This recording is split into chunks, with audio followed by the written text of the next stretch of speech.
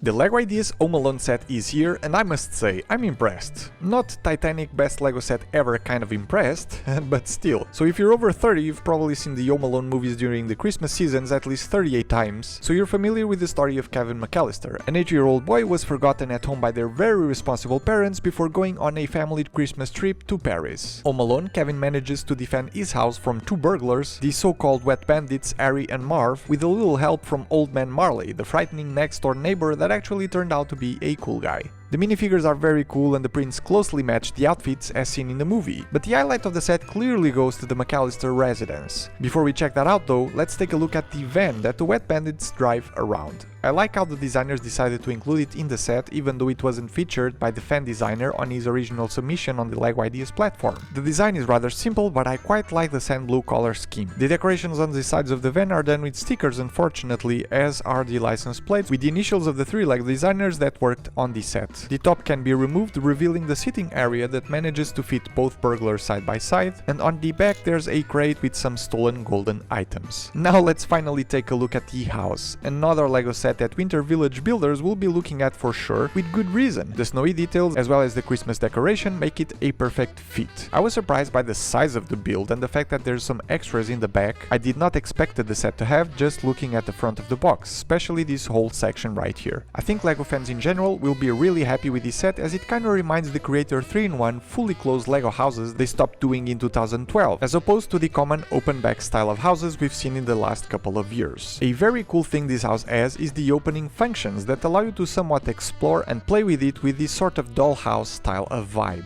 Including the roof where I'll start. There isn't a lot going on here aside from a sofa bed where Kevin was supposed to sleep with his younger cousin, Kevin's master plan to keep the burglars away, a gumball machine that we only see briefly in the movie but deserves a full-blown model in the set with a brilliant design, and a spider web. The whole roof section can be removed for easier access to the first floor of the house. This bedroom here is from Kevin's older brother, Buzz. I really like the bed build and the piece choices to make it look a bit undone. There's lots of other details and Easter eggs to look at, like the firecrackers Kevin uses to scare the burglars away on top of the wall shelves. In the movie, Kevin destroys them by climbing them to reach for Buzz's money, and actually if you push this element outside, the shelves do actually fall down, which is kinda cool. In the desk there's a Duncan's Toy Chest sale magazine, a reference to the toy shop seen in Home Alone 2, and on the wall a picture of Buzz's girlfriend that in the movie Kevin actually finds on Buzz's locked chest that in here contains a heart. In the hallway we see retro teal walls, some minor furniture pieces, Buzz's tarantula now released from the broken aquarium on his bedroom, some photos of family members, and a can of paint on a string, one of the many booby traps Kevin uses to try and keep the burglars away. The bathroom features simple builds, but the way the sink was connected was actually really clever, and there's a sealed toothbrush pack, another nod to a moment of the movie where Kevin, scared by Old Man Marley in a shop, runs away ending up stealing it. Finally there's Kevin's parents' bedroom, fully furnished, with my favorite detail going again for the bed build, that with the piece choices was made to look undone, and in the bedside table there's a pack of popcorn that Kevin happily eats while jumping in his parents' bed after finding he is home alone.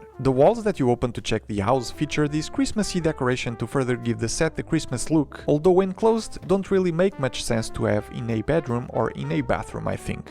Still cute. The ground floor is the most impressive, filled with lots of cool brick built details like the nicely decorated Christmas tree in here with an actual LEGO Ideas Home Alone set as a present under there, cool Easter egg, or the completely oversized but cool looking fireplace complete with stockings. I do want to take a moment here and highlight the use of the R2-D2 leg elements as details though, that's some great alternative piece usage. Now I've been avoiding the elephant in the room, which is this weird contraption here, a basketball player poster from a team called Bricks hooked up to a toy train. This should actually have been Michael Jordan from Chicago Bulls, but I guess LEGO didn't have the rights to do it. Now this is one of the contraptions Kevin made, so the burglars thought the house had people inside. In the movie this moves, and in the LEGO set it does as well. Spin this rod outside and the whole thing actually moves due to a simple gear mechanism inside. I also want to highlight the 4x4 curved tile with a rail sprint, which I think is super cute and could prove to be useful for some custom builds. On the wall we see a frame of the Chrysler building in New York, and 2 doves in the Christmas tree that Kevin shared with the pigeon lady, both of these details referencing to the movie Home Alone 2. The entrance feature AM standing for McAllister on the entrance mat, and the transparent red crystal element for the door handle is no mistake, as in the movie Kevin sets it up as another booby trap by heating it up to burn the burglar's hands. The little statue down here is another Easter egg, the statue that the pizza delivery guy eats twice in the movie, and I'll take a moment to also highlight this 1x2 modified brick, which now comes in brown for the first time ever in this set. You'll notice quite a lot of them used throughout the build, and in total the set contains 143 pieces of this new element. There's another function in this area for Kevin's sleigh. You place it on the top of the stairs, and pushing a knob outside, down the stairs he goes. Supposedly he should be going through the door as seen in the movie, but so far, after countless tries, I've only made it work once. In the living room there's a record player with a mannequin on top. This is also connected to the train mechanism, so by spinning the white knob on this side, these will also spin. The one thing I really dislike about the model are these chairs here that are falling all the time when you move the model around. They're a neat little build, but when it comes to stability, not so good. The dining table rests on top of a nice carpet, and there's a plate of macaroni and cheese that Kevin was about to eat when the grandfather clock hit 9 PM, and he had to get ready for the wet bandits that were about to arrive. You'll notice the steps that lead to the kitchen area, which in itself is a whole different section of the house that can actually be taken apart. The roof, as is the case of the main house build, can be taken off for easier access inside. There's the fridge with more macaroni and cheese packets, 2 little Nero pizza boxes, the flame by the door is another booby trap that Kevin set up for when the burglars open the door, and there's a TV screen playing the Angels with Filthy Souls movie that Kevin uses to play pranks on the pizza delivery guy and Marv. The kitchen door was a complete surprise. It is a brand new element featuring a cat door. The cat door element itself is an existing door element for the 2x3 container, but the fact that this is used here to fit a brand new door element is really nice. This white rod here will release an iron to the basement, yet another booby trap set by Kevin, but this one is followed up by the secondary print on Marv's face, which I think is super cool. The basement features some laundry equipment. Again, cool little builds. There's a sticker with a red sock, another of the booby traps, and finally the eating furnace of the house, complete with a working function to light the light brick inside. Outside of this house section we can see the use of these opalescence tiles made to look like ice, and on the trash can the last Easter egg, Kevin's flight ticket that was thrown in the trash by accident in the movie. The last detail of the set is a simple treehouse that Kevin uses to escape the burglars by connecting a rope and using a bicycle handlebar to slide down from the attic.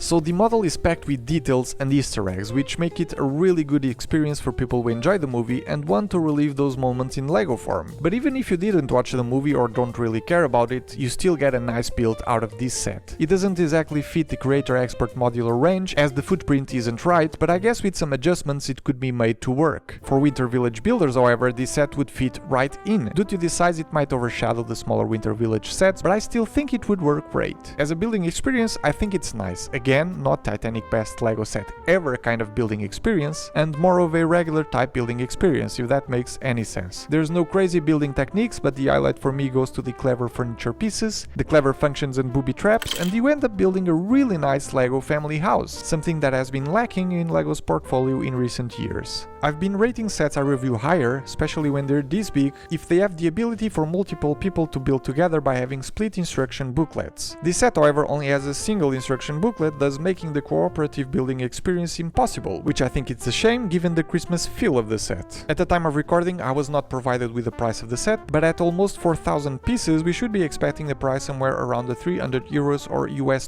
price range. Overall, I really like the set. It is fun, a great build, way cooler if you've watched Home Alone, and it can possibly open some interesting possibilities. Imagine if Lego made unbranded, no IPs attached, highly detailed houses such as this, for you to build a neighborhood. Would you be interested? Let Lego know in the comments. I try my best making the best videos I can possibly do, so if you want to show some support, please like the video, subscribe if you haven't already, and I'll see you all in the next one.